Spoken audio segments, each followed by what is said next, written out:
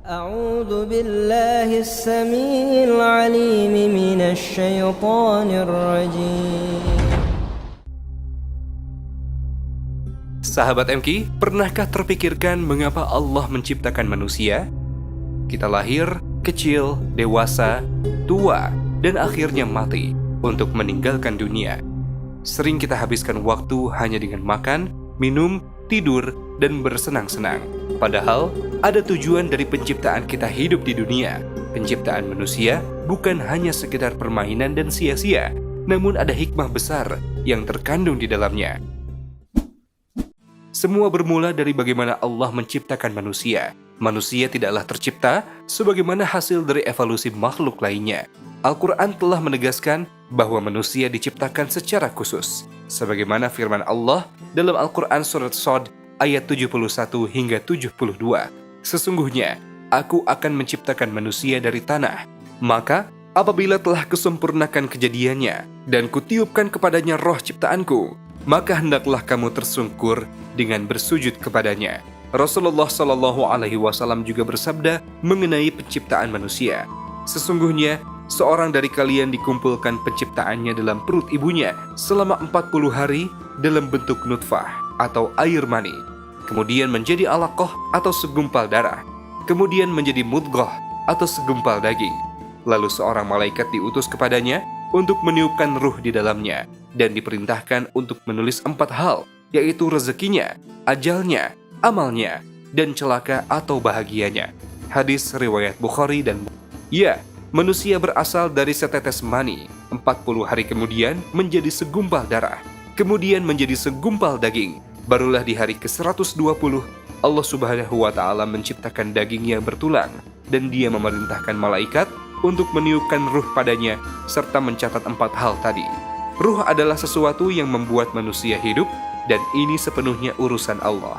Allah berfirman dalam surat Al-Isra ayat 85, dan mereka bertanya kepadamu Muhammad tentang ruh. Katakanlah, ruh itu termasuk urusan Tuhanku, dan tidaklah kamu diberi pengetahuan melainkan sedikit. Sahabat MK, mengenai penciptaan manusia ini berkaitan juga dengan iman kepada takdir.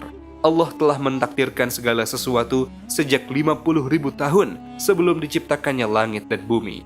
Kemudian di alam rahim, Allah pun memerintahkan malaikat untuk mencatat kembali 4 hal, yaitu rezekinya, ajalnya, amalnya, sengsara atau bahagianya. Tentang rezeki, Allah yang Maha Pemurah telah menetapkan rezeki bagi seluruh makhluknya, dan setiap makhluk tidak akan mati apabila rezekinya belum sempurna. Berkaitan dengan ajal, Allah Maha Kuasa untuk menghidupkan makhluk, mematikan, dan membangkitkannya kembali.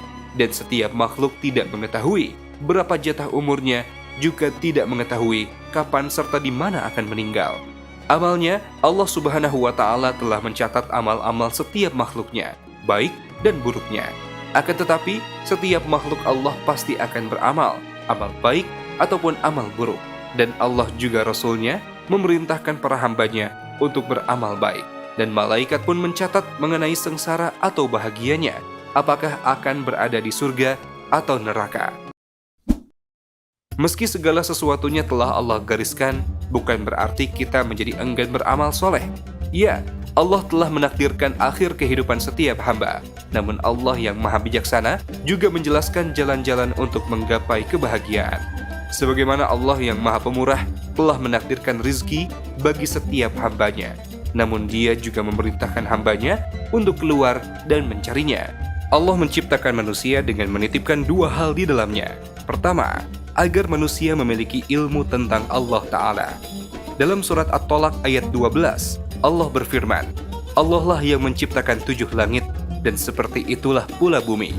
Perintah Allah berlaku padanya, dan agar kamu mengetahui bahwa sesungguhnya Allah ilmunya benar-benar meliputi segala sesuatu. Kedua, agar manusia beribadah hanya kepada Allah Subhanahu wa Ta'ala, sebagaimana yang Allah sebutkan dalam surat Az-Zariyat ayat 56, bahwa Allah menciptakan manusia untuk beribadah kepadanya. Sahabat MK, dengan mengetahui bagaimana Allah menciptakan kita, maka kita pun harus mengenal Allah dan beribadah kepadanya.